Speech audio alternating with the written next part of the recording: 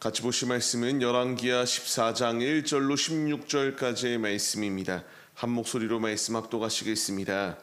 이스라엘의 왕 여호아스의 아들 요아스 제2년에 유다의 왕 요아스의 아들 아마샤가 왕이 되니 그가 왕이 된 때에 나이 25세라 예루살렘에서 29년간 다스리니라. 그의 어머니의 이름은 여호앗단이요 예루살렘 사람이더라. 아마샤가 여호와 보시기에 정직히 행하였으나 그의 조상 다윗과는 같지 아니하였으며 그의 아버지 요아스가 행한 대로 다 행하였어도 오직 산당들을 제거하지 아니하였으므로 백성이 여전히 산당에서 제사를 드리며 분향하였더라. 나라가 그의 손에 굳게 섬에 그의 부왕을 죽인 신복들을 죽였으나 왕을 죽인 자의 자녀들은 죽이지 아니하였으니 이는 모세의 율법책에 기록된 대로 함이라. 곧 여호와께서 명령하여 이르시기를 자녀로 말미암아 아버지를 죽이지 말 것이요 아버지로 말미암아 자녀를 죽이지 말 것이라. 오직 사람마다 자기의 죄로 말미암아 죽을 것이니라 하셨더라. 아마샤가 소금 골짜기에서 에돔 사람 10,000명을 죽이고 또 전쟁을 하여 셀라를 취하고 이름을 욕드엘이라 하였더니 오늘까지 그러하니라. 아마샤가 예후의 손자 여호아스의 아들 이스라엘의 왕 요아스에게 사자를 보내 이르되 오라 우리가 서로 대면하자 한지라. 이스라엘의 왕 요아스가 유다의 왕 아마샤에게 사람을 보내 이르되 레바논 가시나무가 레바논 백향목에게 전가를 보내어 이르기를 내 딸을 내 아들에게 주어 아내로 삼게 하라 하였더니 레바논 들짐승이 지나가다가 그 가시나무를 짓밟았느니라. 내가 에돔을 쳐서 파하였으므로 마음이 교만하였으니 스스로 영광을 삼아 왕궁에나 내 집으로 돌아가라. 어찌하여 화를 자초하여 너와 유다가 함께 망하고자 하느냐 하나 아마샤가 듣지 아니하므로 이스라엘의 왕 요아스가 올라와서 그와 유다의 왕 아마샤가 유다의 벳세메스에서 대면하였더니 유다가 이스라엘 앞에서 패하여 각기 장막으로 도망한지라. 이스라엘의 왕 요아스가 벳세메스에서 아하시아의 손자 요아스의 아들 유다 왕 아마샤를 사로잡고 예루살렘에 이르러 예루살렘 성벽을 에브라임 문에서부터 성 모퉁이 문까지 400규빗을 얼고 또 여호와의 성전과 왕궁 곳간에 있는 금은과 모든 기명을 탈취하고 또 사람을 볼모로 잡고서 사마리아로 돌아갔더라. 요아스의 남은 사적과 그의 업적과 또 유다의 왕 아마샤와 싸운 일은 이스라엘 왕 역대 지략에 기록되지 아니하였느냐.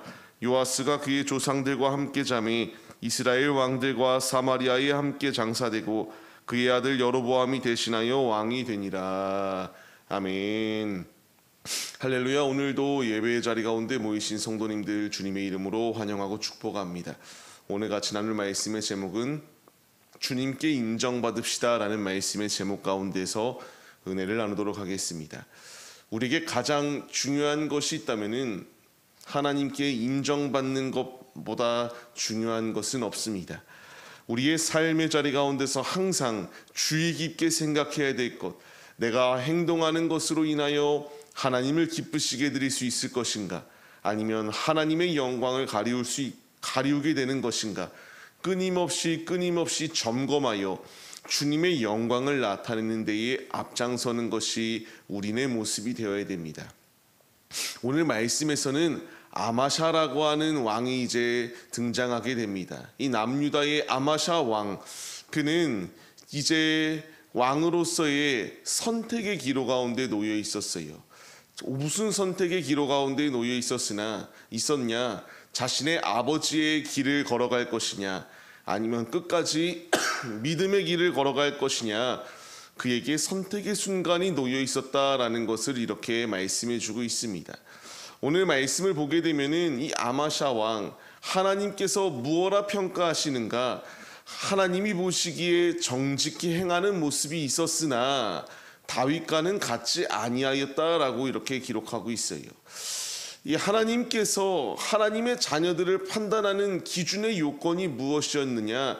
남유다의 그 자리 가운데서 다윗과 같이 믿음의 길을 걸어갔느냐, 아니면 하나님의 말씀에 순종하지 아니하였느냐라는 것으로 기록되어지게 됩니다. 요아스는 분명히 성전을 보수하는 데 있어서는 이런 열심을 다하였던 자였습니다. 하지만 끝내 우상 숭배하며 무너졌던 것이 요아스의 모습이에요. 이제 이 아마샤에게 필요한 것은 선택의 순간이었습니다. 하지만 그 역시도 4절 말씀과 같이 산당을 제거하지 못하여 백성들이 여전히 산당에서 제사를 드리고 분향하였다라고 이렇게 기록되어지고 있습니다. 그 가운데서 이 아마샤는 이제 왕으로서의 힘이 있고 부강한 나라가 되기 시작해요. 이 자리 가운데서 자신의 아버지를 시해하였던 죽였던 신복들을 죽입니다. 그러나 6절 말씀과 같이 왕을 죽인 자의 자녀들은 죽이지 아니하여 하나님의 말씀을 지켜나갔던 모습이 있음을 볼 수 있게 돼요. 이런 상황 가운데서 에돔 골짜기 가운데서 이제 10,000명을 죽이고 승리를 차지하게 됩니다.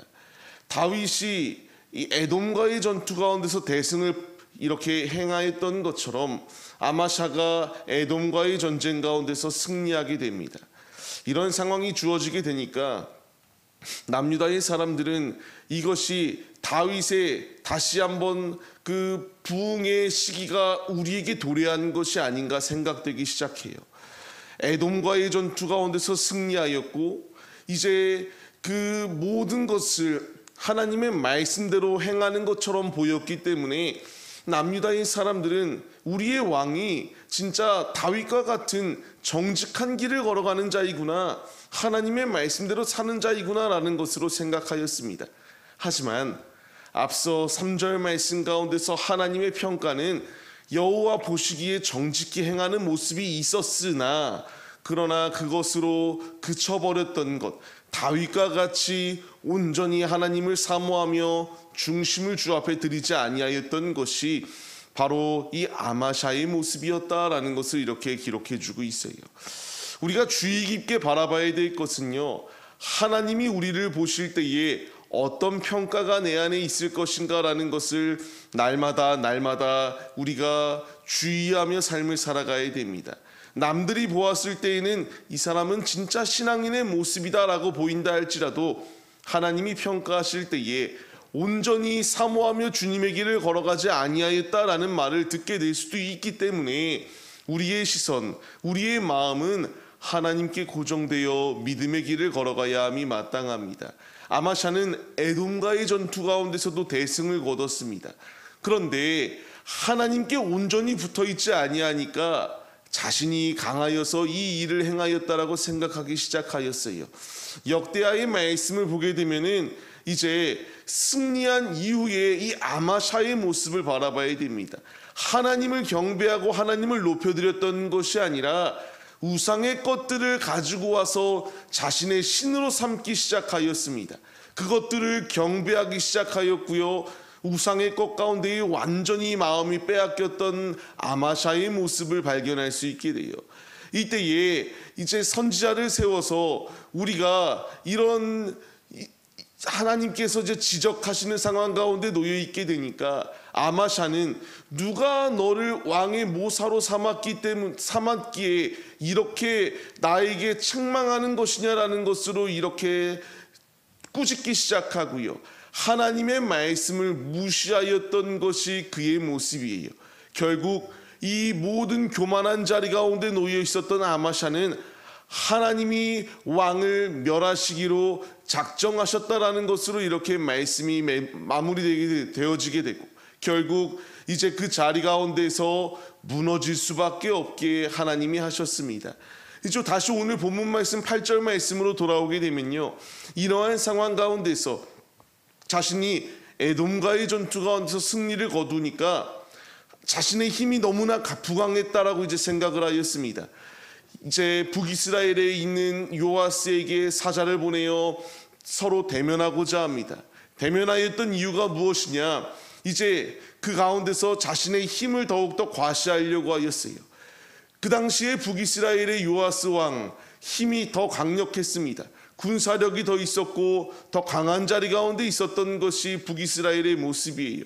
이제 만나서 북이스라엘에게 이렇게 말을 하기 시작할 때에 북이스라엘 왕 요아스는 다시 생각해 볼 것을 말합니다. 너를 멸하고 싶지 않다라고 말해요. 그러나 아둔하였던 아마샤, 하나님을 버리고 우상 숭배하였던 그의 모습 가운데서 결국 죄악된 선택을 범하고 하나님의 뜻이 아니라 자신의 뜻대로 행동하기 시작하니까 결국 13절 말씀과 같이 사로잡히게 될 뿐만 아니라 예루살렘 성벽이 허물어지는 최악의 상황이 도래하게 되었습니다. 우리가 분명히 얻어야 될 교훈이 있습니다. 하나님께서 원하시는 것은 이 아마샤와 같은 모습이 아니다라는 거예요. 아마샤는 어느 부분, 일정 부분은 주의 말씀에 순종하는 모습도 분명히 있었습니다. 하지만 그가 온전히 순종하였던 것이 아니라 언제든지 발 뺄 수 있는 자리 가운데 놓여 있으니까 주님 아닌 다른 것 가운데 마음을 빼앗기기 시작하였고, 자신의 힘으로 이 모든 것을 이루었다라고 생각하니까 에돔과의 전투에서 승리하였던 것처럼 북이스라엘과의 전투 가운데서도 승리할 것이다. 교만한 자리 가운데 놓여 있다가 결국 그의 삶은 비참하게 잡혀버리게 되는 상황이 놓여 있게 되었다라는 겁니다. 우리는 분명히 교훈을 얻어서 미적지근하려고 하였던 모든 신앙의 모습을 내려놓아야 됩니다. 주님이 나에게 원하시는 것은 좌로나 우로나 치우치지 아니하고 하나님의 말씀만을 붙들고 믿음으로 삶을 살아내기를 원하시고 계세요. 지금 우리의 마음이 이 아마샤와 같이 어느 부분, 일정 부분만 순종하면 되겠지라고 하는 마음이 있다면 내려놓으시고 주님의 길을 걸어가기로 결단하시기 바랍니다. 주님이 원하시는 것은 우리의 온 중심을 온전히 주님 앞에 내어드리기를 원하십니다. 이런 일정 부분 순종하였던 자에게 에돔과의 전투 가운데서 승리할 수 있도록 인도하셨다면, 하나님께 온전히 순종하는 자에게는 얼마나 주님이 큰 승리를 우리에게 보장하여 주시겠습니까?